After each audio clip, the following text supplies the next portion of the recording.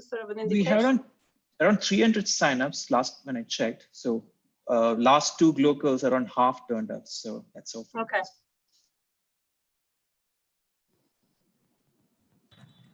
Hi. So we are.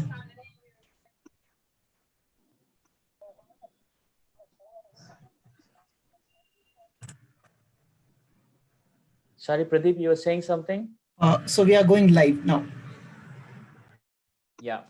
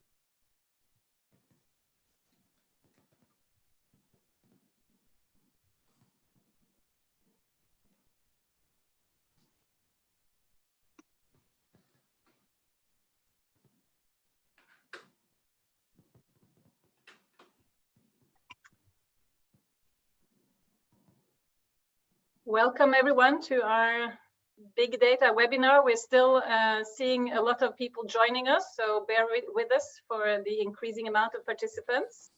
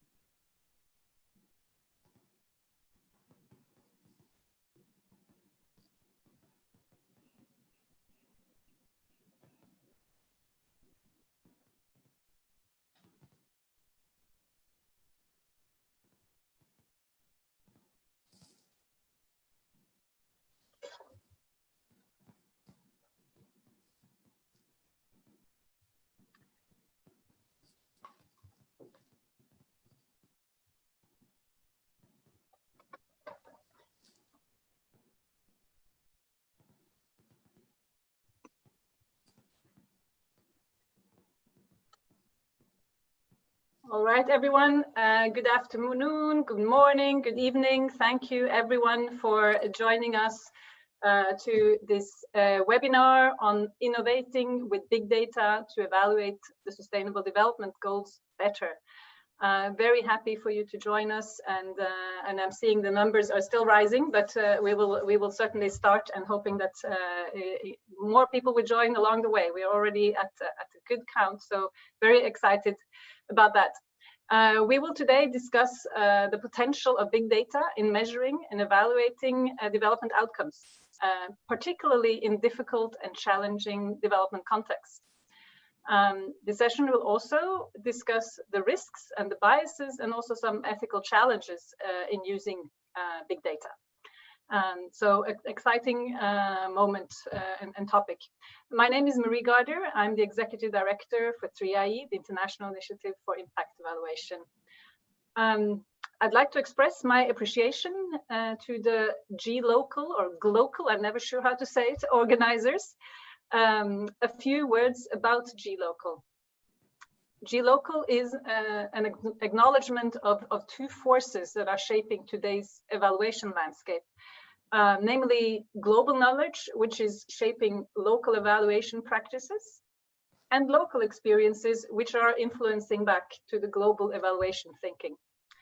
And what is G-Local Evaluation Week?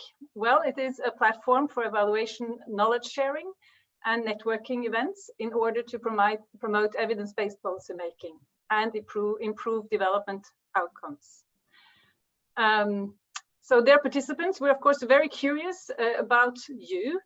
And we have posted, or we are posting a poll in Zoom, I hope, with the help from our colleagues, so you can share with us where in the world you are joining us from today. So let's see, and we will have a few other questions along the way to get feedback from you during this session. So let's see. You have the options in front of you. Give you a couple of moments. Let's see if I get aha. All right, so we have pretty good distribution, I'd say. So we have all the regions except for Middle East and North Africa, where there's no representation. We have all regions represented, with a lot from South Asia and Europe, but a nice spread. So that's very exciting. Let me see. Now I'm gonna take this away. So before going on, I will have a few housekeeping rules for you. I'm sure you're all used to being in webinars and have heard these already, but they're worth repeating. So first of all, this event is being recorded and streamed live on YouTube.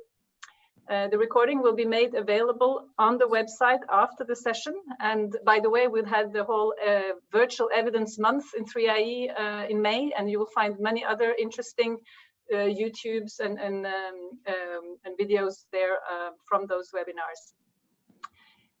We welcome you to send us your questions about the panel and to the panel. And if you're joining from Zoom, please post your questions in the Q&A box. For other comments or messages, such as if you have the technical difficulties, then please use the chat function and send it to the host or technical person, and they will try to help you the best they can. If you're joining from YouTube, you should leave your questions in the comments box, and one of our staff will make sure it gets to me. Given the large number of attendees, we may not, or we are very likely not to be able to take all of the questions, but we will try our best to get to some of the big trending questions.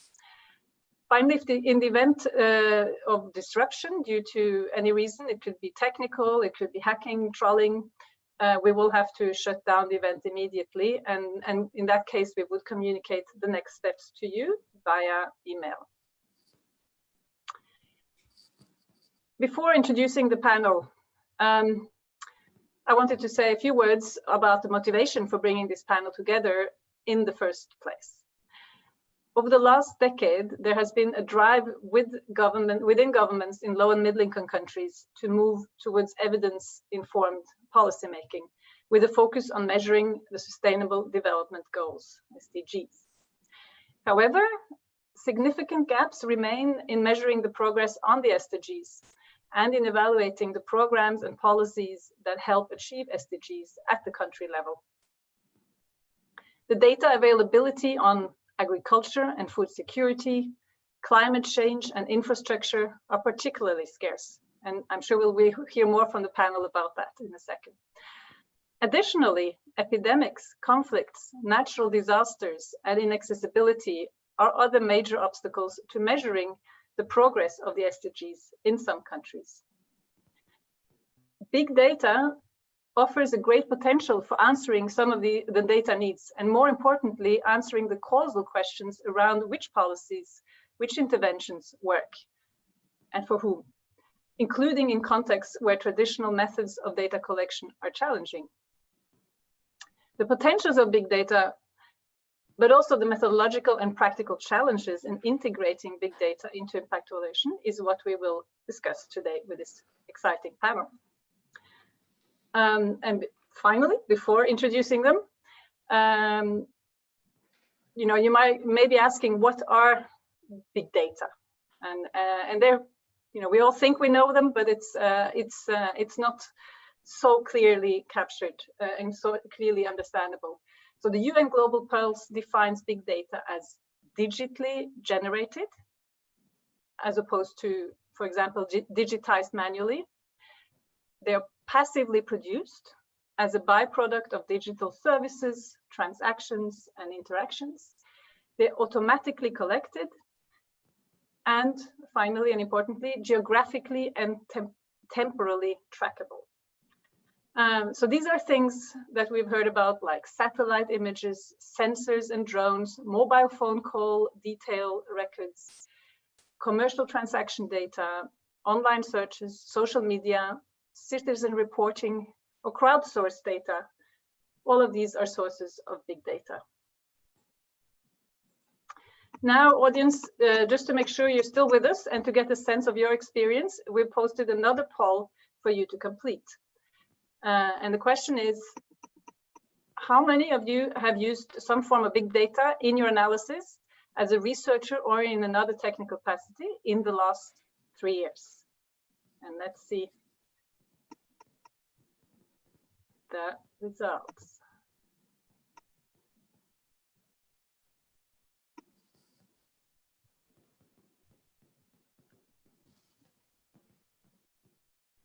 I'm quite excited about that, whether you're pros or whether you're just interested in trying to get started on using big data, or skeptics. Let's see. Okay, very interesting. Yes, so we have around 59% who have not used big data a lot, and far fewer that have done so on several occasions over the last few years. So that's excellent, and hopefully the panelists will also be able to address the fact that a lot of you are here to learn more about this issue. Let me see.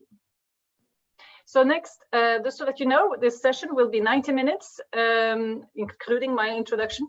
And then after I introduce the panelists, we will have sort of 2 rounds of questionings with the panelists. And after each round, the first addressing sort of more of the potential of use of big data, the second round addressing more of the challenges. But we will also take a few questions that come in from the audience through those various means and channels that I have told you about. So now to my esteemed panel, and I'm going to bring them up again so I see them. There you are. So Sriganesh, why don't you wave to everyone so everybody see? There he is. Sriganesh Lokanathan from Data Innovation, and he's the Data Innovation and Policy Lead at the UN Global Pulse, Jakarta. Sriganesh is currently the Data Innovation and Policy Lead, yes, as I said, and it's a joint initiative of the UN and the government of Indonesia. Sorry, this UN Global Pulse, exactly. So his work involves the conceptualization and implementation of big data analysis to support global development, understanding its implications on society, and mainstreaming its use for social good. Next, I introduce Francis Rathinam, who is a senior evaluation specialist at 3IE India. Hello, Francis. Francis is a development economist focused on impact and program evaluations on governance and livelihoods. He has led on several evidence programs for 3IE in Uganda, India, and in the Global South. He's currently working on a systematic map of big data used in evaluating development outcomes. And by the way, this map will be launched in another seminar, virtual seminar next week. I think it's the 10th of June. Is that right, Francis? Yes. So I also invite you. Marie. Sorry, 10th. Yeah. Yeah, 10th of June. Yeah. So invite everyone to join that event as well. Finally, but not last, is Mr. Linus Bengtsson, who is the Executive Director of the Flowminder Foundation. Hi, Linus. He's pioneered the use of mobile operator data to monitor population displacement following the 2010 Haiti earthquake, as well as for predicting the spread of cholera during the severe Haiti cholera outbreak the same year. Linus has also extensive experience from low and middle-income country settings, both from clinical work and research studies. His work has been performed in countries like Vietnam, Haiti, Burkina Faso, Bangladesh, Cote d'Ivoire, Pakistan, Brazil, and Ethiopia. So quite an amazing panel, and really welcome to the panelists, and looking forward to the discussion. Sriganesh, let me begin with you. Tell us a little bit about the data challenges and how big data can help. And please feel free to draw upon your current and past work. Thank you for that question, and good morning, good afternoon, good evening to everybody who's joining this session. I think today's topic is interesting in the sense and slightly challenging because, you know, I think we've all been hearing big data, the term big data for quite a while now, but yet in some ways it's still relatively in its embryonic stages in being leveraged for various developmental use cases.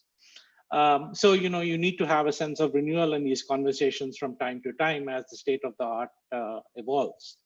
I think in relation to today's conversation, which is what is the role of big data in sort of mainly in terms of impact evaluation, I think but the, you know, it's useful to frame that from an opportunities and challenges perspective. The opportunities arise from the fact that, you know, it is being generated at a very high velocity. There's a lot more digitization that has happened in our lives, as well as in the economy, as well as in terms of the biological processes and in terms of remote satellite imagery. So there's a lot of data being created at a very fast rate, which affords opportunities to understand not just human behavior, but also the impact of various interventions that we may take at a very high frequency and at a very high spatial resolution. That is all well and good, but the difficulty comes is in precisely because it is still in a lot of ways in its embryonic stages. If you were to take impact evaluation, traditional impact evaluation, you've had several decades of maturation in the state of the art and understanding not just the limitations, but really in the particular use cases. We are in the midst of that in relation to big data. Some of these challenges arise from the fact that, you know, the data that we are leveraging to understand the impact of interventions often weren't necessarily generated specifically for the purposes of doing an impact evaluation. These have been byproducts of other human and technical processes and the economy. So understanding both, you know, how it can be leveraged for these secondary uses, which it was not really intended for, naturally results in challenges in relation to the provenance. We haven't chosen the universe and decided to sample it. We have taken a universe of data whose contours we don't quite really know. So in terms of even understanding how do we assess the quality of the data, right, are sort of a question. And specifically when we talk about secondary data, which is arisen from human processes, which you can group together as behavioral data, right? I think it's a debatable point whether we can argue that if we are making inferences from behavioral data, whether behavior is necessarily constant across time and space. So therefore, there's a lot of need for a replication in a lot of the work that is emergent to really understand, you know, what are the sort of effects of in the creation of this behavioral data by other processes that are not really relevant to the intervention that we are trying to study. So that's at a very sort of 30,000 feet view in sort of what I think the sort of the opportunities and challenges are. And I'll pause there. I think you are muted. You're right. Thank you. No, I think this is really helpful. We will also go into more of the challenges later in the discussion, but could you say a bit more about what kind of challenges, in terms of just big data, data gaps in generally, and whether you've seen sort of, what are the uses that, and the usefulness of big data? What have you seen that this new source of data has been able to help us respond to? Okay, let me maybe it helps to sort of talk through that through a particular use case. So one of the work that is being is sort of being conducted by some of my colleagues here at Pulse Lab Jakarta is really about understanding productivity in the rice farming sector here in Indonesia. This is part of a sort of a joint work between Pulse Lab Jakarta, GIZ, University of Manchester, and sort of it actually caters to something called the positive deviance approach, and it's sort of exploratory in that nature in terms of understanding whether we can identify positive deviance in agricultural landholdings, which might suggest that there are some farming practices that contribute to this higher productivity once you control for various biophysical factors, and whether those can then be replicated. That's the larger question. But when you break that problem down, it's really about understanding whether farming practices are actually leading to, existing farming practices are leading to higher productivity. So the challenge, the opportunity here arises from the fact that when we want to understand this at such a large scale, the cost of actual data collection for something like this is extremely high because we need to understand various things, not just agroclimatic conditions, understanding controlling for plot sizes, controlling for a variety of aspects that would affect the question at hand. So one of the things that we've been exploring is how does remote sensing data coupled with agricultural survey and census data can contribute to our understanding in whether there is higher productivity or not. So because remote sensing data is quite a bit of it is available at high resolution and relatively free. Not all forms of the satellite imagery are necessarily applicable for the question in hand. But at the same time, we have temperature and agroclimatic data at very high resolution, again, for the entire country. So we both use the agricultural census data as a way to understand ground level factors in terms of production there, which is then coupled to understand productivity is assessed through how it shows up in the remote sensing satellite imagery. Now, so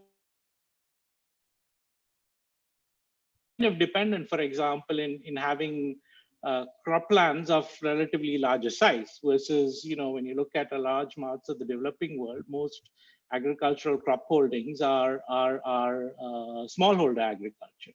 So this is not necessarily something that will work for every type of crop.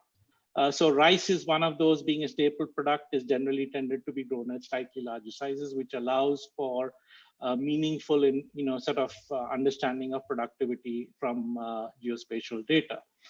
So in this case, we are not saying that big data by itself is going to answer all the questions. We are very much intended, this is very much a mixed method approach, where we are both using traditional statistics that are collected, which may not all align in terms of the time in which all the data is available with the remote sensing data.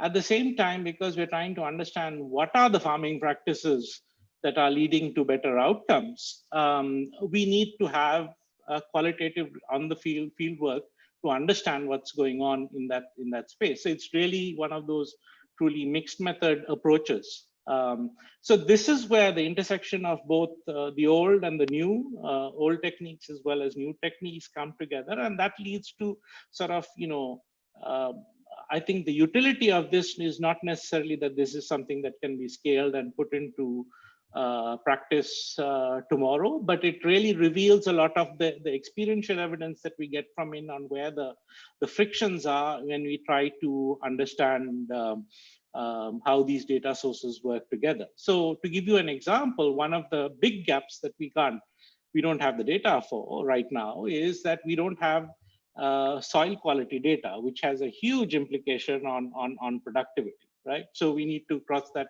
boundary to answer this question. Secondly, we are limited when we are trying to understand have these outperformers consistently performed better, right? I mean, it's not necessarily that we're looking for point anomalies that suggest that something might be going on, because the question is not you can take any distribution and you'll always have outliers. Does that mean that every outlier needs to be studied? You have to figure out the cost benefit aspect of that. So how do we try and show whether there is sort of consistent outliers and consistently positive, etc., behaviors that are happening? Secondly, not all of this data gels together very nicely. The spatial maps that we have is probably picking up a lot of forest cover as well, and how do we try and address those kind of issues? Similarly, I mean, the mass for those spatial maps sort of overlap. So these are the kinds of issues in terms of trying to work through these kind of problems through a very practical issue that helps us to then evolve the state of the art in terms of how these data sources can be used effectively.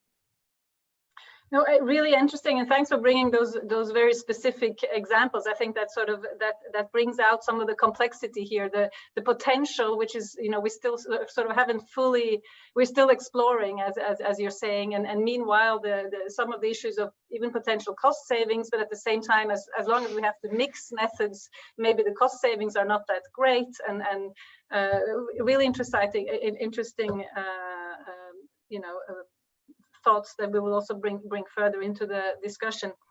Let me move to you, Linus, and I'd like you to also talk about how, from your perspective, how big data can contribute to measuring and evaluating the sustainable development goals. Thanks, Marie. Great to be here, and really nice to see that this many people have come. It's great. I'll try to share my screen and get a few slides up. These new big data approaches, they really lend themselves to pictures, and I think that could liven up things here. Let's see.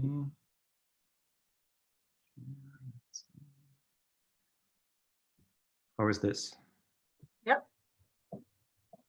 That's great. So yeah, I'm the executive director of Flowminder, and we're, just to mention, we're a non-profit organization developing new methods for using big data in development and humanitarian sectors, and developing tools and performing capacity building for governments and organizations. And I think it could be good just to, our focus is very much around population data, and the sustainable development goals go far beyond that, but obviously the population data is fundamental to almost all of these indicators, at least as a component. And here we've really seen a huge improvement in both in the characteristics, in our ability to understand the characteristics of people at a much higher resolution, their distributions and mobility and dynamics. And this is Bangladesh to the left here, mobility patterns in Bangladesh based on mobile phone data. And I think this development has really come about by these new data types that have become available, both for example, mobile phone records, which has a very high frequency of updating, as Sriganesh mentioned. That's a really important thing. And so it enables us to, for evaluation purposes, where the temporal updating is important, then these high frequency data becomes important, but also satellite data, of course. And there it's, well, we have quite frequent temporal updating, but also we have especially this huge coverage across an entire country. Every house, for example, can be mapped, and so that coverage aspect and scaling aspect is super important. And the new methods that have been employed also are important in the sense that we now the most efficient approaches, I think, is to combine the traditional data with these new data, and often we base our analysis.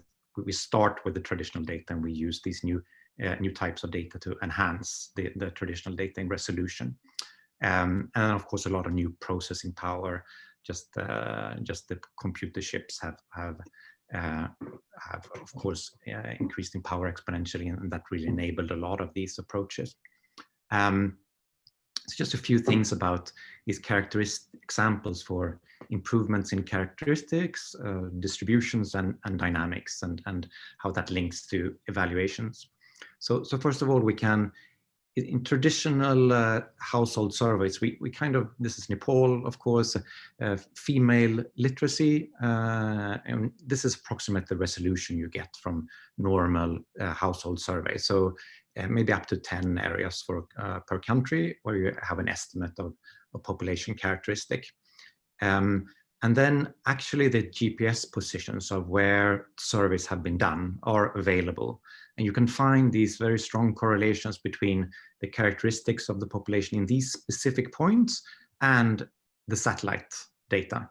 And using those correlations, you can then predict to all the unsampled space. So this is a very common approach. And of course, this gives you an ability to monitor, and also that's been a lot less done in the evaluation space of big data, but it of course gives you a completely new possibility to do that. And maybe more important, even more important than literacy is poverty, and this is quite common. I wouldn't say quite common, but there are several studies showing the ability to use big data to produce high resolution maps of poverty. And here are some examples where we have worked. And another is population distributions, also fundamentally underlying the SDGs, and an example where we worked in close partnership with University of Southampton, with the government of Afghanistan, where you start with the areas where you have population data, so these areas here, and randomly sample areas where the statistical agency in Afghanistan has counted the population, and based on the correlations to the satellite data, we can predict the population with a known uncertainty for the rest of the country. And this is another trend coming being used, and you can get these very high resolution maps of population distributions down to about 100 meters. And so we use this, for example, to evaluate. This is Nigeria, where our University of Southampton colleagues in the Grid 3 project are producing the same data, and we're using then the data to produce a tool to evaluate the coverage of schools in Nigeria here, and then also then being able to optimize the allocation of new schools. And just finally, the mobility and dynamics. And here's really the frequency of data that comes in, and how you can evaluate interventions for very challenging to sample populations, such as displaced populations, and get that feedback quite rapidly. So, for example, here we worked in the Nepal earthquake, where we had a huge outflow of people from the Kathmandu Valley. So here we see estimated distribution of displaced populations from the Kathmandu Valley we updated them regularly during the crisis, and we worked with IOM and other organizations to improve these methods to very precisely estimate the distribution of displaced populations, and also here in Haiti, for example. And so that's quite that's more of a measurement work. And another aspect of this dynamics, of course, comes into the COVID epidemic where many of you are engaged now. And here we work, for example, in Ghana with the Ghana Statistical Agency, the Ghana government, the Presidential Task Force. They want to know what were the effects of the mobility restrictions and lockdowns put in place in the Accra area. And then we could then, in this graph, I see my cursor, the blue graph here, you could see the reduction in mobile subscribers of Vodafone, which is the partner here, how that changed over time and how that relates to the different restrictions and lockdowns that were put in place. So that's another sort of, as we take these steps towards evaluation. So I've talked now about sort of the positive things and the huge potential that we see, but obviously there are challenges and a lot of work to be done as well. So, but I'll leave that maybe for the second round of questions. Thank you. No, really, really fascinating, and thanks for showing those very sort of telling slides. And I think you know, building on that, you're showing sort of this potential, because you're bringing together more traditional data with big data, spatial, etc., and that allows you then to sort of do predicting to larger populations. I think that, as you just laid out, that's one of the really attractive things that this allows us to do, these new types of data. But let me turn to you, Francis. If you could talk a bit, you know, from your experience, where, you know, what are the sectors and which specific sectors have you seen, you know, in your big data map, etc., that have been where this is maybe more applicable, and where are the big gaps also in terms of the on the SDGs where this has been less used?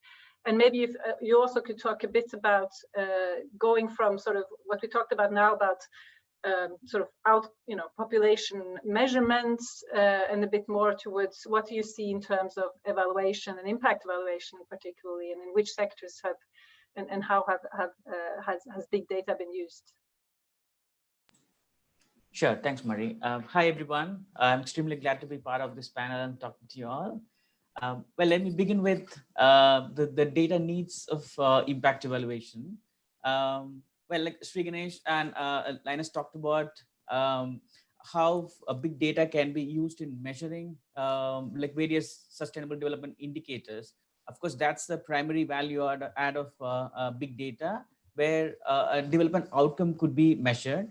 And in an impact evaluation could be the change that the intervention leads to, like, for example, changes in agriculture productivity, or could be changes in forest cover, or changes in local economic activity. But a big data can actually contribute a lot more to impact evaluation than just measuring key outcomes. Like, for example, it could help control for a number of like covariates, like beginning from baseline characteristics and say distance to in other infrastructure and service stations and so on. And also most of the cases impact evaluations would require data from multiple time periods. Baseline data is necessary for some of the quasi-experimental studies, and if it's available for multiple time periods, it would be useful in improving the precision of the analysis, and also it would be useful in analyzing the heterogeneity effect and so on.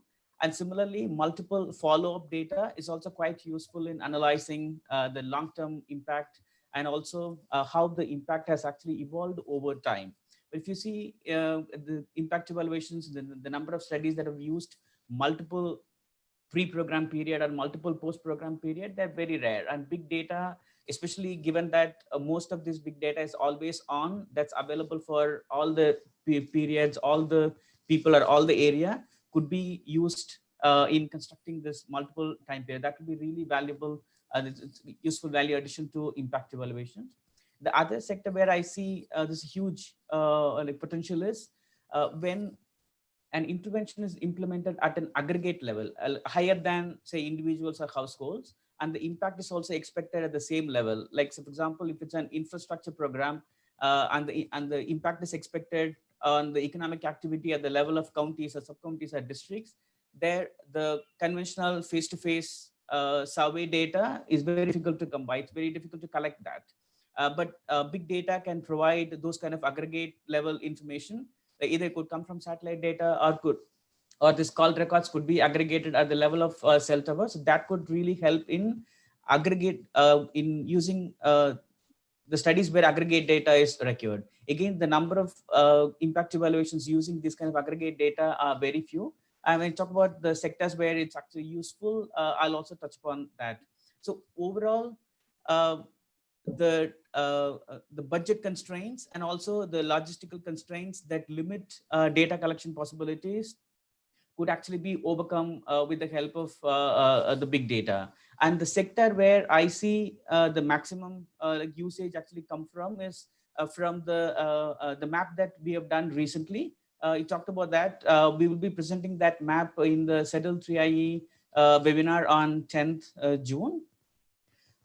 So in the map, we actually see that the maximum use of impact evaluations come from climate change, urbanization, in say in measuring economic growth, development, and so on. So especially like one connecting point across all these sectors is most of these sectors use space as an important ingredient. Like, so for example, could be the change in like say a forest cover, or could be change in economic activity in a region. So that's where the impact evaluation has utilized this big data in a big way. And the gap I see is, again, from the map, pretty much close to 70–80% of the studies have used satellite data in the impact evaluations. But this call record data, the metadata that coming from cell phone usage, which is being used extensively in measuring various development outcomes, like say migration or like even income, employment, and so on, is not used in impact evaluations much. So that's an area where we need to explore more how this this data could be used in impact evaluation.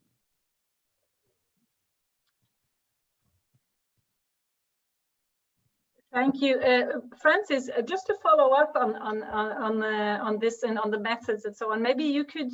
There's a question has come in from John Lawson. Thank you. He's asking whether if you could please articulate how big data can be used to show change over time, and talk a bit more about the sort of the challenges of getting to attribution. Okay, maybe just to give an example from a 3IE study, there's a very interesting study in India where the team wanted to understand the impact of mining concessions on the environmental degradation around the new mining areas.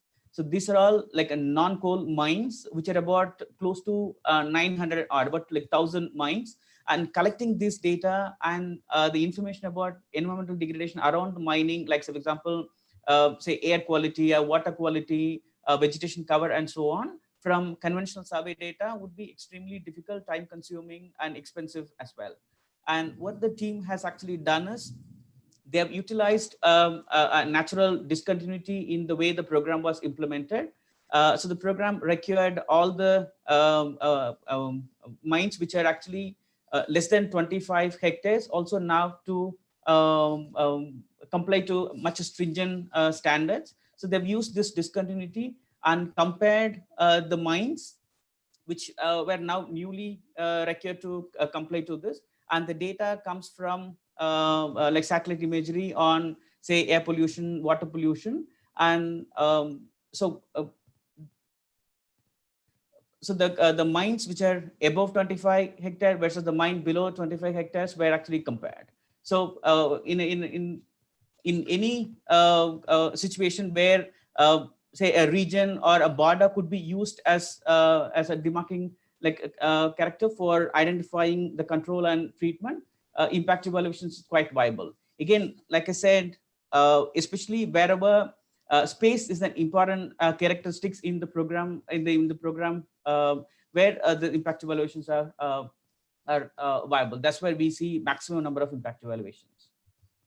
Thank you. No, that's very helpful to help further clarify when it is more useful and easier to picture how to use this in impact evaluations. I have another question that has come in for you, Linus, from Hervé Kouandé. And he's saying, considering the current controversy over the data published by the Lancet on the study on the efficacy of the hydroxychloroquine to treat COVID-19, a study which used big data, what are the existing systems to ensure the reliability of the data collected by big data? And can any big data tool be or should be used in any evaluation of development? Thanks. Yeah, I think that's an extremely important question, and it links to things I also was going to talk about in later here. I think so. There's a clear. We are, as Sriganesh said before, we are. It's a relatively new sector, a new methods, capacity that we don't. Where all methods are not. It's not clearly spelled out or clear what is the best approach. Always capacity is limited in low and lower middle income countries especially, and it's so easy to make these. I showed some very nice visuals, and many people I guess thought they were nice and they looked maybe trustworthy, but actually you can of course not judge the trustworthiness on how pretty the pictures are, but it's very easy to do that, and you can show very pretty things and everybody trusts it.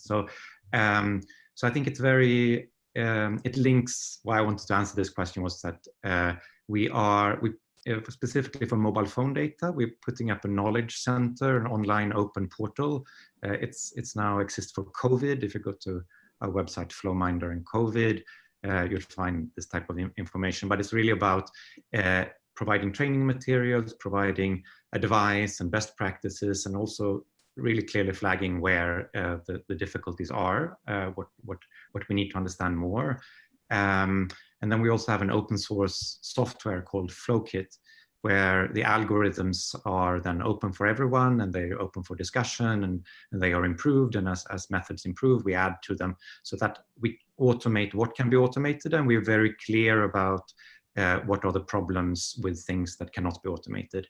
And so just as all research, it's the question needs to continue being posed again and again, and for pretty much for all eternity, but it's especially important now in the beginning of this sector's life. Yes, no, very timely question. So let me turn. There's one more question I'll take right now, which is from Benga Adewale, and I'd turn. Let me see. I'll turn to you for that one, Sriganesh, if you don't mind. He would like to sort of find out, in your mind, how big should the data be for us to call the data big or small? Could you elaborate on a bit on that? And I think that it's a very good point. I mean, there's some gray areas there. Thanks for the question. In a lot of, I suppose a lot of work, definitions are very useful to both focus the mind and focus the work. In the big data world, the definition of big data is a slightly problematic one. As I like to say, today's big data is tomorrow's data, right? And size, is continuously changing. The original big data you can think of as not just in times of of Jesus, but also earlier in terms of the population census. The issue really is, when as the size and the nature of the data keeps changing, are the existing tools effective in leveraging that, right? And there were these constraints that are there. So I am wary of answering of that big data go no further, right? Or be no less. I think it changes over time. The issue, as I was saying, is really about being able to handle such large volumes of data, right? And the volume of data is growing both in terms of the size of it, so over temporally, as well as horizontally in terms of the types of dimensions that are being captured. And some of those are not necessarily things that were captured at such large scale. So often the challenge comes is that you can pick any some space in this multidimensional space where everything turns out to be true, right? And how do you actually then look at the universe that is there and say that whether this works for the problem space that we are studying? So I suppose I'm not really giving an answer to the question of how big, what should big data, where should it be? It really is about good data analytics. And it's not about necessarily one technique or the other. You need to sort of look at a combination of techniques. It's not necessarily that all of these problems are going to be answered quantitatively. So whereas, we need to understand context for some of these things, so that requires mixed method approaches. Yeah, no, I think that's, Marie. yes? Yeah, I just want to quickly add to that. Yeah. So more than the size, what's actually more relevant for measuring SDGs or evaluating SDGs is this data is actually non-sample data that's automatically collected for the purpose other than statistical analysis. So that's actually the most relevant part for evaluations or like even measuring SDGs. So this also leads to the question that it could be really big, massive, but still it may not be fully representative of the population that's of interest.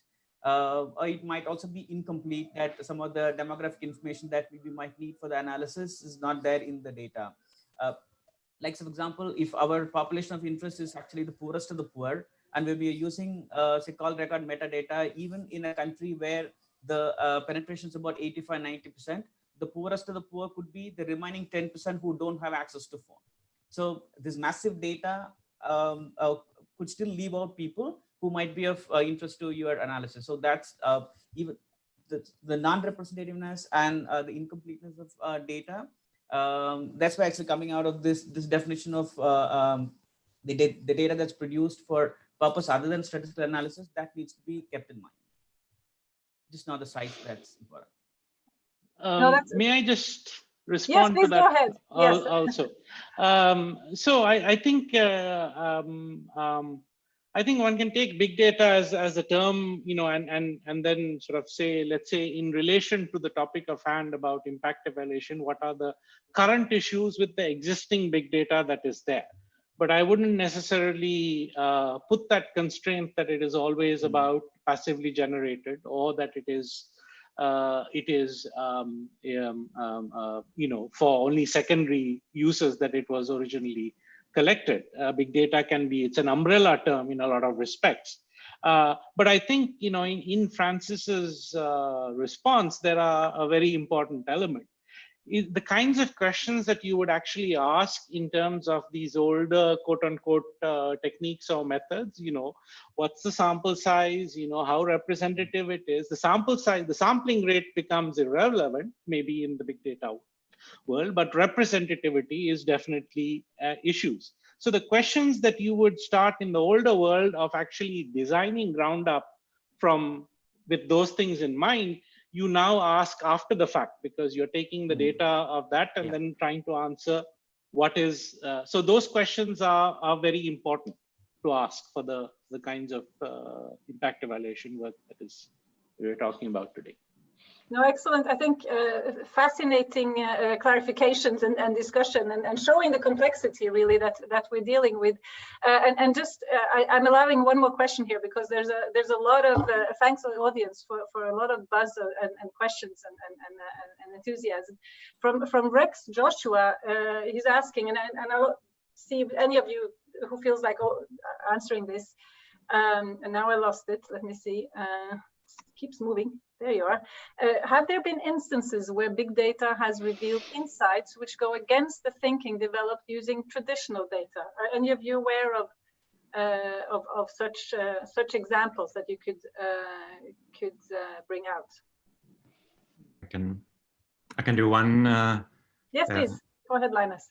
So specifically on displacement of population. So the very and it's been pretty much all the work we've done on displacement, but it was very starkly clear in the work we did in the Haiti, after the Haiti earthquake. So there were the government and the UN were counting people leaving Port-au-Prince after the earthquake, where they went. They asked, they stood at roads and they counted boats, and so this information was distributed to all the responders.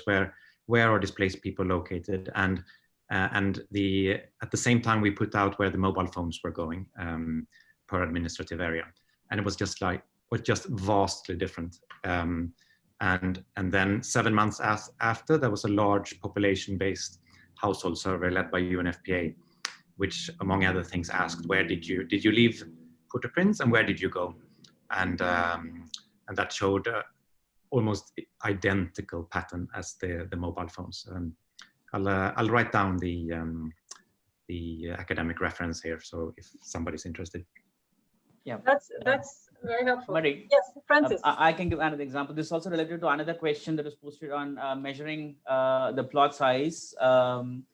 So this study uses both satellite data as well as a primary survey, and shows that in Kenya that farmer self-reported plot size, especially for smallholders, this is very, very inaccurate, but a satellite data provides a lot more accurate data.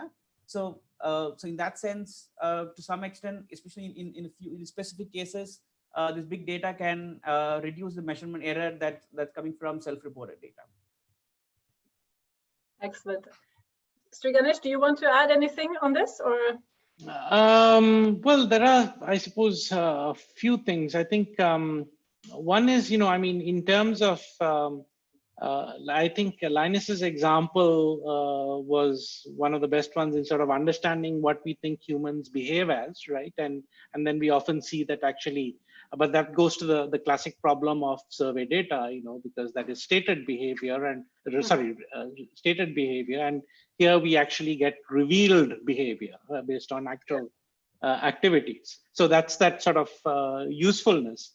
But one thing, and again, I'm hesitant to sort of draw too many conclusions from this, because a lot of this work is sort of preliminary. But some of the work that was done earlier by my former colleagues at LearnAsia in Sri Lanka, there was some work that was done about we think about how do the poor travel more, or do the poor travel less than the rich, right? And when we sort of disaggregated that question by different regions in the country, we found opposing, where we were saying that the people who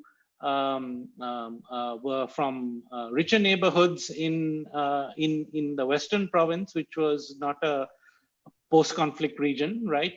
Followed the traditional thing about where the rich have the ability to travel more. But we saw the inverse in a post-conflict region, which was the northern province, where the poor actually seemed to be traveling more. So the hypothesis was that this could have been due to sort of job-seeking behavior, and then the need to sort of find jobs, and therefore that might be what is causing this different insight from what we thought. But again, why I mentioned that is, and I wouldn't, as I said, draw conclusions yet about whether that is the way that the world behaves.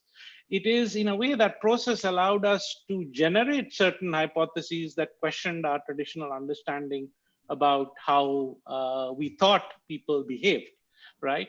Which need to be followed up to be able to understand whether it's actually some artifact of some, of the data, or whether this is actually really happening. And then we can start to understand what is the really hypothesis in sort of generating that kind of behavior. Yeah, I think that's an excellent point. I mean, I think and really sort of showing to this issue of it's not as if necessarily big data on its own is not sufficient. That it's the interaction of different sources of data that and the fact that the different sources are sort of addressing and measuring different things. As Linus was also talking about, but you have reveal behavior, but it doesn't reveal why they behave like that, as you're sort of alluding to. So I think those are excellent points. I think we're very much ready to move on to the challenges as well. We've seen some excellent opportunities. You brought out some really nice examples, but there's a lot of energy, and I think all of you as well have alluded to the fact that you see challenges in this area. You know, and why don't we start with you, Linus, on this? On what are the sort of the analytical, ethical, and capacity challenges in using big data? And also acknowledge Bidisha Baroa, who wrote in and asked about sort of, for example, the privacy issue in the curation and use of big data as one big aspect that we're all very, very aware of. So over to you, Linus, on that. Thanks, Marie. Yeah, this is a very big issue, and I think I brought up a few important points before on the methods and having open and transparent code and training and increasing capacity, and that's quite familiar territory. On privacy, there's this is very important. I think, yeah, it's critical that we can do this in a privacy, we can work on this type of data in a privacy preserving way. Otherwise, the field won't go forward. It's just not possible. There can be no harm. And a lot of focus is on individual level privacy, but it's also clear that you could have risk of just releasing data publicly. So we've had instances potentially where the Sudanese government were using locations of villages, improved information on that from satellite imagery to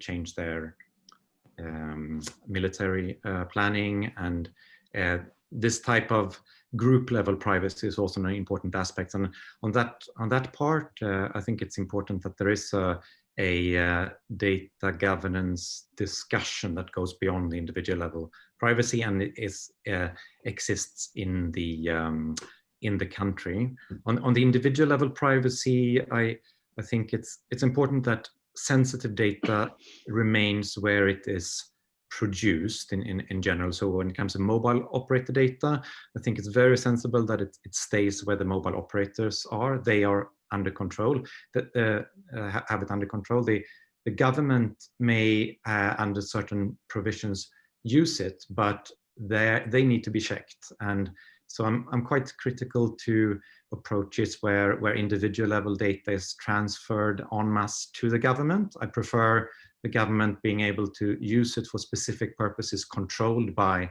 the owner of the data. There are a lot of new good privacy preserving techniques that can be used.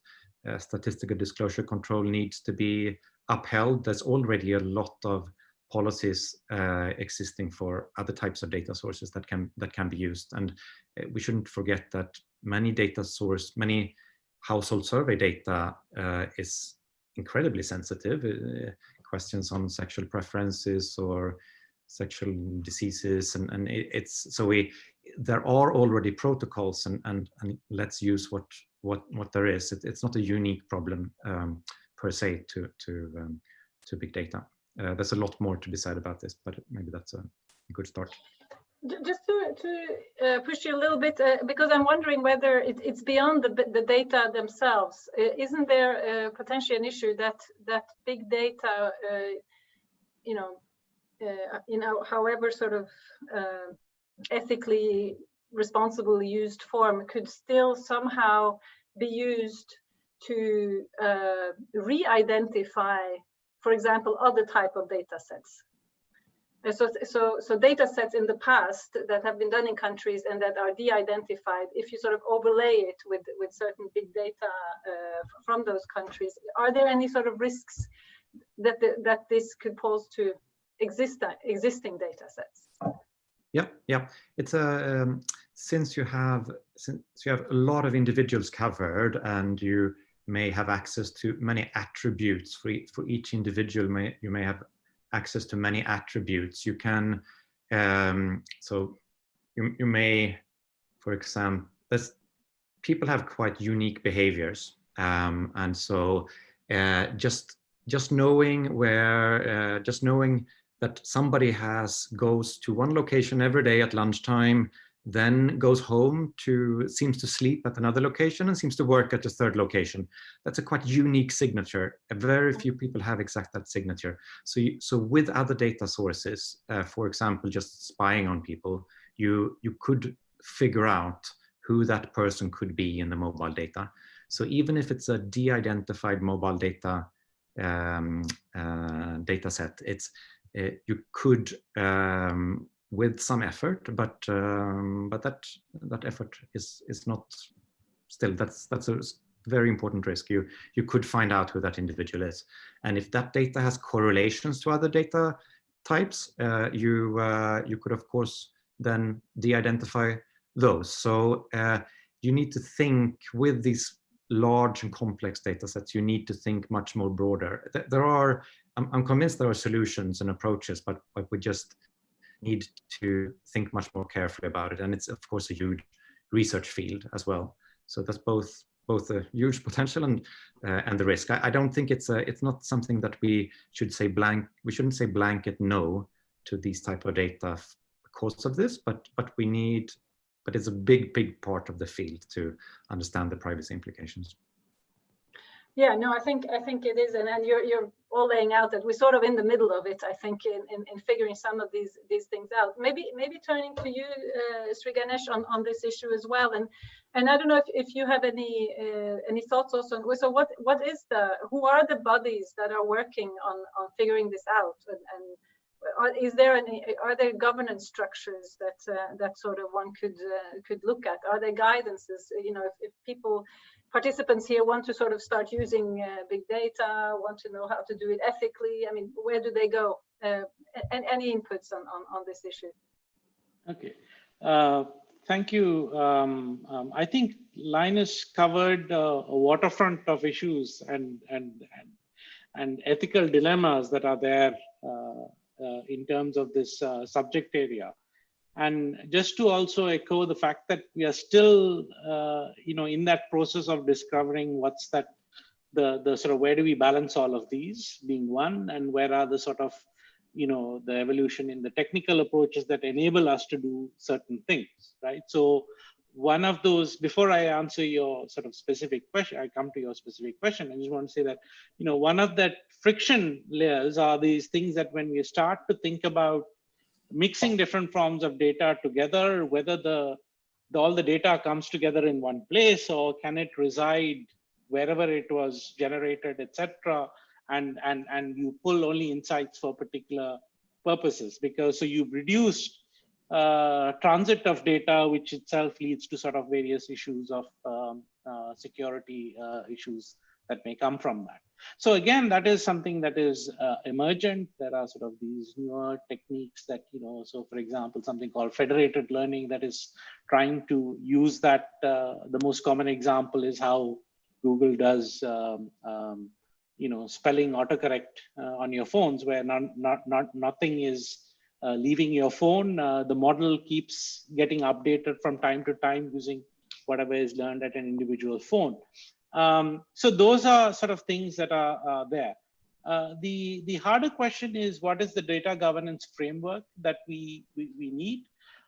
What are the principles from which this data governance framework will be done, right? A lot of current thinking is globally is being drawn heavily, being in the data governance sphere, being driven by GDPR in Europe, right? However, I think countries will take their own positions into saying how to actually apply that, or what parts of that to adapt for the local context, right? Because critical to this discussion around, what level of governance, etc., is the trust aspect that is there, that may be there in society, the social contract that you have as citizen and your government and your private sector, right? And the ability to control these elements. So at the United Nations level, there are a set of ethical principles that govern the kinds of work that is done in this sphere. Quite a bit of those resources are available online on the UN Global Pulse website in terms of the principles. But also, I wouldn't having fatigue that are being generated across a broad brushstroke of organizations, right? And some of the elements in terms of these ethical principles, which are maybe at 40, 50,000 feet view, these now need to be translated to our understanding implications from a case-by-case basis. And how do these translate into codes of conduct practices in how one does various kinds of analysis? What are the set of questions that you do in asking whether certain, just because it can be done, should it be done, right? But again, we are, as Linus said, we are at that place where we still ourselves are trying to discover what is it that can be done, right? What use can be done? From what use can we bring to developmental practices from these new forms of data? And sorry, just to push you a little, and some of this, so this guidance, for example, that I'm sure a lot of people will be looking for, is that being developed currently, or? So there are these principles, right? You have, for example, even amongst the mobile networks, mobile data, that Linus Flowminder works a lot with. The GSMA, the sort of the global body has come up with a various set of principles for how this work, and even Flowminder's work follows that, right? The data doesn't leave the operator's premises. We also, a lot of our work doesn't leave the operator's premises. That in itself is not oftentimes enough, right? So how do we apply those principles in a manner that is both ethical as well as privacy preserving, right? And that can vary from use case to use case, right? Depending on the kinds of questions that you're trying to ask. So there are a lot of resources on this online right now. So in fact, so much so that people can potentially become overwhelmed. Which one do I look at, right? I think I would let people decide for themselves, which one they should. There are quite a few good ones, and then the UN ones are also out there, which is drawn from a human rights perspective. So I'll just, I think that should be accessible from our website. Excellent. Well, Marie, can you just? Yes, we have Linus. Yes. Sriganesh, you mentioned GDPR already, and it's an incredibly comprehensive policy legal framework, and it goes so much beyond the technical part. It's really about purpose and much more about policies, procedures, purpose, legal basis. I think it's a fantastic framework that has led to a huge step forward in this domain. Just one more question to the two of you before turning to Francis. Currently, there's a lot of us are a bit worried that because of a lot of standard evaluation and measurement techniques have had to stop, as we all know, given the current situation, and a lot of people are thinking, well, big data are the solution, and there may be sort of we've talked about already a little. There's a surge of activity, etc. Are you worried that this may sort of both produce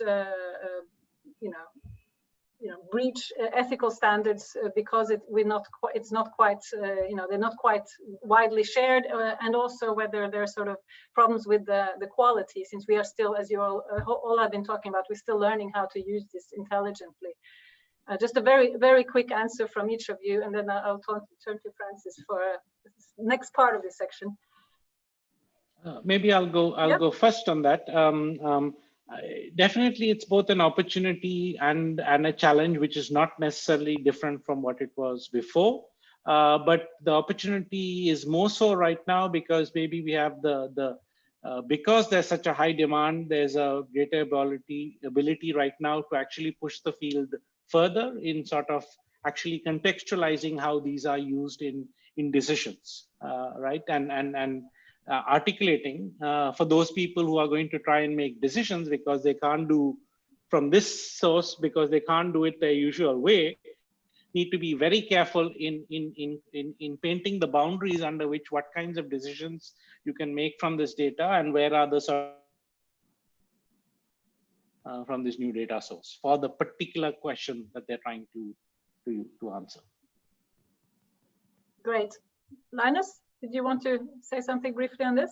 Oh, yeah, super briefly. Yeah, yes, there's a definite risk, both on the privacy and the quality aspects. So I just flag again, specifically within our mobile operator data space, if feel free to go to our COVID website. We have set up a forum very recently, and we like to engage people in asking questions, discussing these types of issues, and jointly come up with improved approaches. Great. And Francis, so we talked, already about the sort of some of the ethical challenges, but could you talk to us a bit more about the methodological challenges, the potential biases of these tools, and also about what specialized expertise is needed to use big data in evaluation? Are your run-of-the-mill evaluators, are they able to just go out and use big data? Okay, so first of all, I would like to echo what Sriganesh said. So this is actually a very early a stage, and the field's fast growing. So it's very real. It's difficult to say what exactly are the challenges or the dilemmas, because when the underlying algorithms change, the big data availability could actually completely change as well. Like, for example, so Google Trends, when the algorithm changed, it's completely disappeared. The relationship is disappeared. And similarly, say the technology and the market conditions would determine how say the CRD data will be available in the future. So overall, in terms of the biases and the analytical challenges, I talked about the non-representativeness of this data, but one key aspect that I want to highlight is all this both could be analytical challenge or ethical challenge. These are all data source specific. It could be different for different big data sources. Like, so for example, this non-representativeness is not an issue for satellite data because it's pretty much available for all areas, and it really does not necessarily exclude any particular area group of people. But when it comes to CRD data, non-representativeness is an issue that needs to be addressed. But again, similarly, anything that uses internet, like social media data, this could be an issue. And another issue is the construct validity. The map that we have done, we have actually coded for, we have looked for how the studies both, say the studies done by data scientists that just shows how a data could be, how a variable could be measured, or impact evaluations that using this data, how they have addressed this analytical challenges like non-representativeness or construct validity. And what we see actually is there is very little discussion on this data quality issues and challenges. Like, so for example, when we say we are using a big data to measure a particular variable, in most of the cases, we are either using a correlation between two variables. Like, for example, nightlight data is correlated with GDP, local area GDP. So we are using nightlight data instead of local GDP in the impact evaluations. And similarly, in one specific cases, the number of SMS that sent out was actually used as a measure for illiteracy.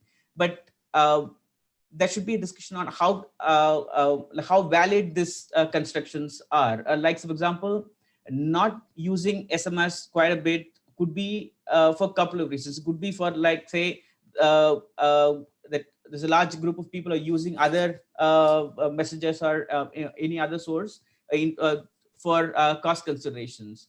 Or it could be that, say, if multiple people are using the same cell phone or same SIM card, again, this relationship actually breaks down. So the discussion on like how valid the construction is something really important. So what we actually should call for is, in the both measurement studies that show how big data could be used in measuring outcomes or impact evaluations, these challenges which are specific to that particular type of data, either CRD or satellite data or web searches, should be discussed. Like maybe non-representativeness or construct validity, it should be taken case by case. Well, that's a very good point. I mean, one thing that we know, there are potential limitations and potential biases, construct problematic issues. But the other thing is, how can we know if the people who are the researchers are not reporting on those issues? I think that's a very interesting insight, and something to sort of that can be addressed. I mean, that researchers can do better in reporting the whole sort of their analytical approaches and data usage, etc. So excellent point. One question, and I'm, you may all want to talk about it, but I'm wondering, what is the role of donors in this space? How much interest is there among donors to use this type of data to either monitor SDGs or to do impact evaluations, or are they agnostic? They are just interested in just the findings and leave it to researchers to see what kind of data they use, or is there some large interest? Let's see any hands. So any of you want to address that issue?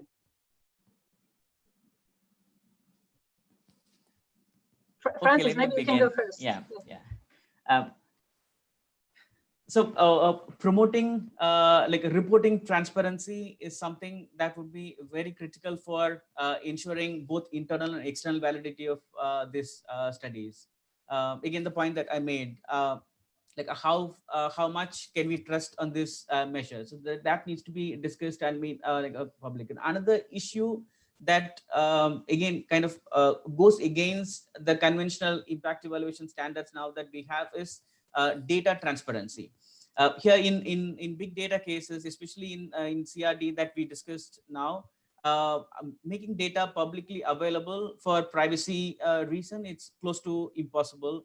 But in impact evaluation, there's a movement that we all actually support, promote, that data should be publicly available for better accountability and replicability of the findings. So that it's actually kind of a contradiction there. There's other issue that needs to be considered here as well, like given that like some big data being really massive in size in most cases, like our existing data verse that can handle this data. So that's also a question.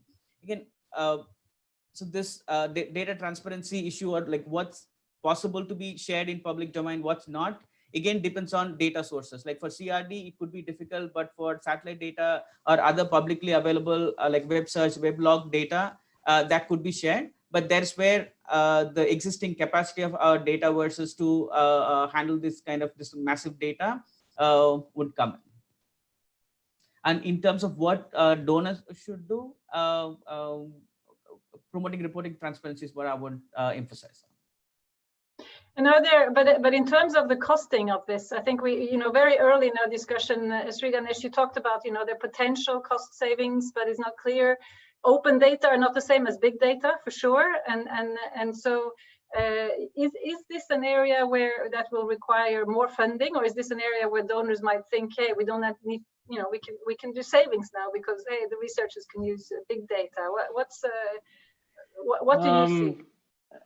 In terms of what to prioritize for donors, I suppose it's a very loaded question, because the answer often to these type of questions is yes, donors need to be spending more, right? But they need to be spending more on a lot of things. Which ones to prioritize? in terms of, I think, within the use of big data and impact evaluation, I would fall back potentially amongst the different possibilities to that, to retaking that, the three things that are most important to real estate and adapting it here, which is not location, location, but replication. And I think I have personally seen sort of more and more, for example, USAID, even for example, the Millennium Challenge Corporation in the United States, starting to explore and utilize some of these in both, and thinking about how to incorporate these into their interventions, these new approaches towards using big data for impact evaluation. And I think it's the multi banks as well. Yes, sorry, you're sometimes a little bit interrupted, Sriganesh. So if you could just repeat your concluding sentence. No, what I was saying, my last sentence was that I see more and more multilateral agencies and donors incorporating big data into intervention design as well as impact evaluation. I've seen this happening at the programmatic stage, not just in USAID, but the Millennium Challenge Corporation, as well as some of the others. So it's happening more and more. I think the demand is growing. That's my observation. A final question before I'll take a couple from the audience is sort of what is the ideals, who needs to work together to do this well, and from concrete experiences, what's the ideal composition of a team that would work, for example, on an impact evaluation, to come to good conclusions, but also from in a measurement study. So let's start with Francis and then to Linus and Sriganesh, just to see sort of what you think. Yeah. So using big data, it could be remote sensing data or CRD data. It's a very a specialized area in the kind of a combination of cutting edge techniques from computer sciences and statistical learning and so on. Rather than expecting evaluators to catch up to this new cutting edge techniques, I would expect a lot more collaboration between computer scientists, data scientists, and evaluators to collaborate on. And also there are a number of possibilities of using machine learning techniques, if not just data, but machine learning techniques in impact evaluations in say, for example, in terms of identifying multiple heterogeneous effects and so on. So there is a lot more to learn from this new emerging data sciences and other big data techniques. Wonderful. If anybody else wants to address this, or should I start with the audience? I'll take a few audience questions, I think. Let's go back here. And I'll read a few, and then you can also, I'll let each of you just talk to any of these or anything else you'd like to add as a wrap-up session. So one question is from Pranay Prakash, who says that Indian government needs to address many challenges while utilizing the potential offered by big data analytics for better governance and policy formulation. And he asks for a comment on that. Then a specific question from an anonymous attendee asking, could you refer any impact evaluation of varieties of crops utilizing big data? And I think that might be building on the example you mentioned, Sriganesh, but so maybe that's one for you. Then let me, there's another one that is asking, also from an anonymous, who asks, how useful are global or national population grids for local level analysis?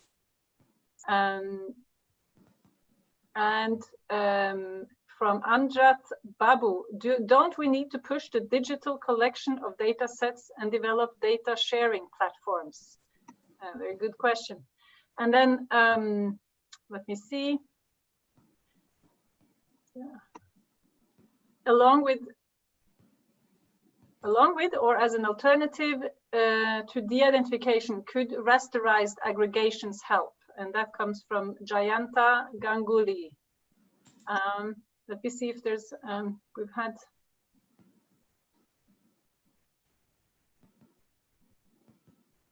Let me just give a second.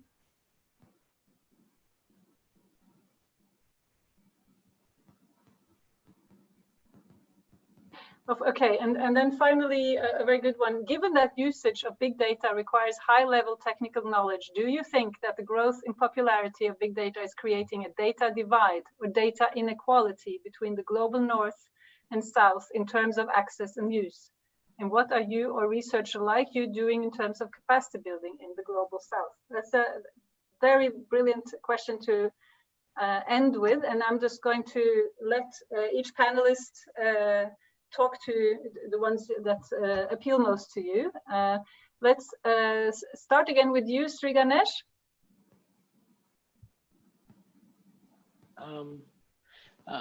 Obviously, the capacity development needs are high. I think often in this case with big data, the sort of the automatic response is, how do I create data scientists? And then from there, then, you know, how do I package that into sort of a factory situation where you're sort of producing data scientists.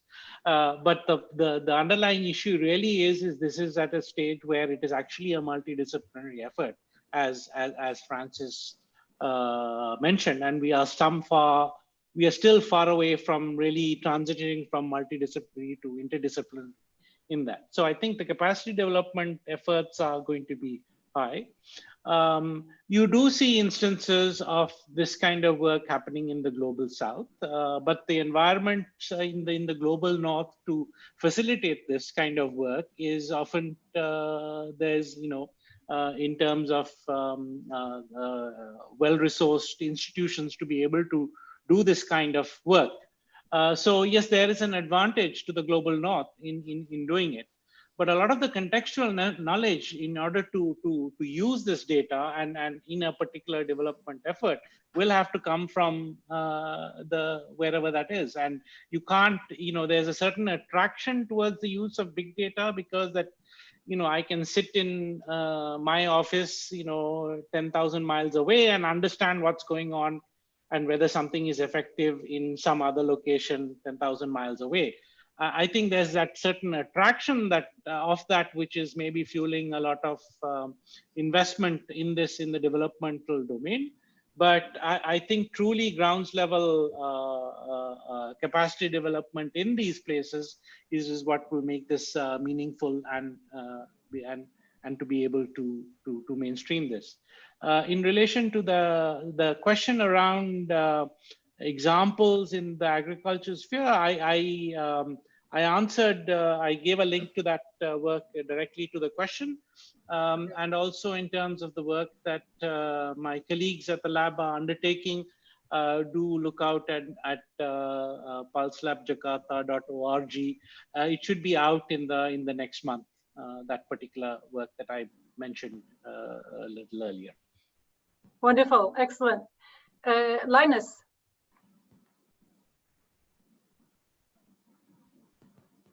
Thanks. Yeah, so much to say there. I pick up on the gridded population data, which has a lot of advantages. So just a few rapid things there. Of course, it's much more high resolution than we've had before. So that's by itself, it allows for better targeting, calculating distances to health facilities or schools, or better judging access.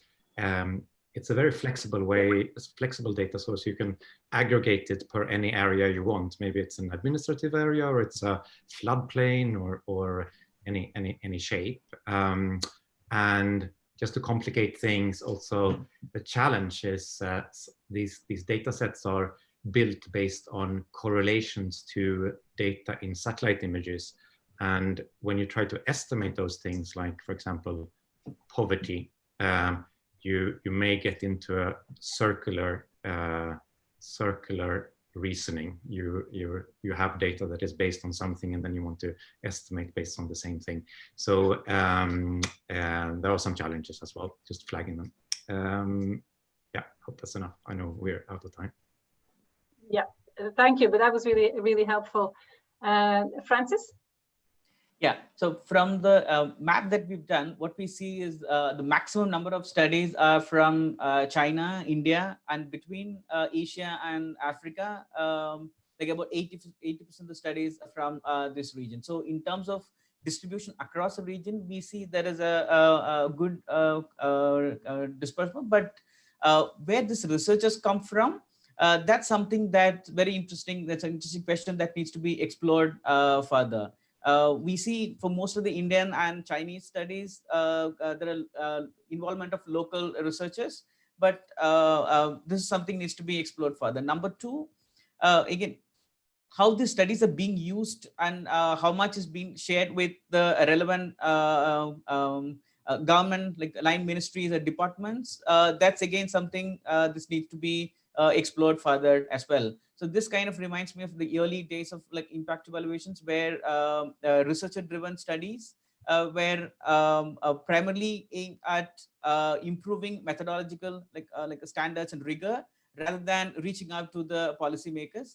But eventually we got there. So again, that augurs well for what big data can do here.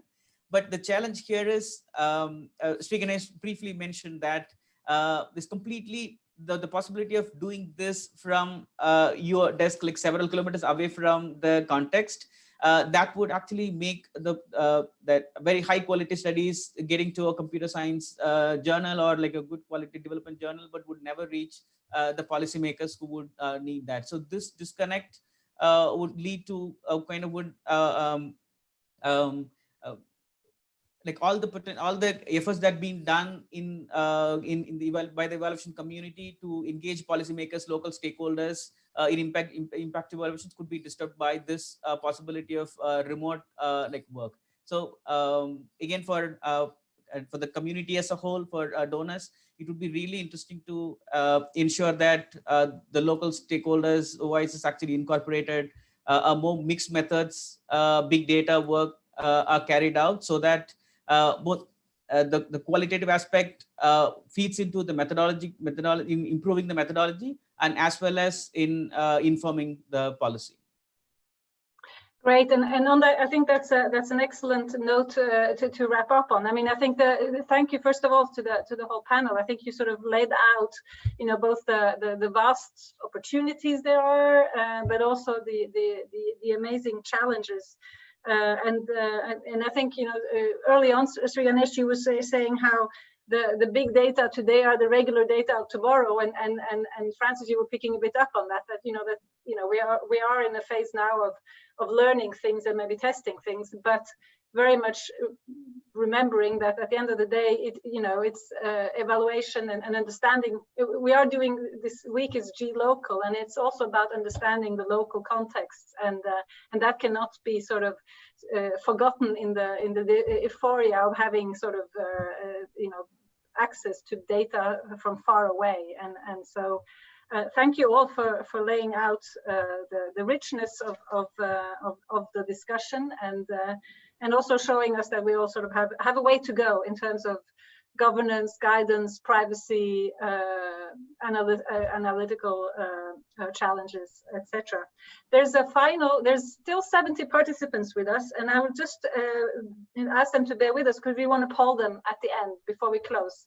And before I do that, I also just want to remind you then that we will have make sure that some of the questions and some of the resources that have been shared, we will put that together in a document so that you will get that available. Those of you who've been part of this this event, so you might get access to that more readily, and also the launch of the big data map that Francis has been leading will happen next week.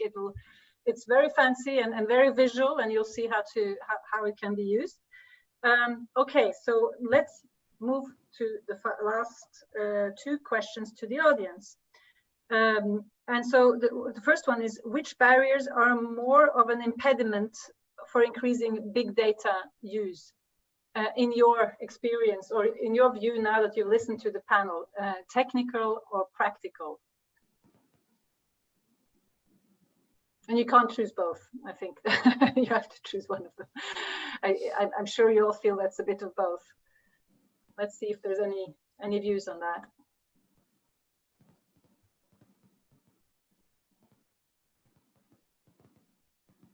Okay, so the technical is leading. So that's something that is interesting for us to take back, and also in 3IE, where we'll be working more on thinking about sort of guidance notes and so on. This is really helpful inputs. The last question is, how optimistic are you that the field can move to increase big data use in evaluation? And you can be very optimistic, neutral, or not very optimistic.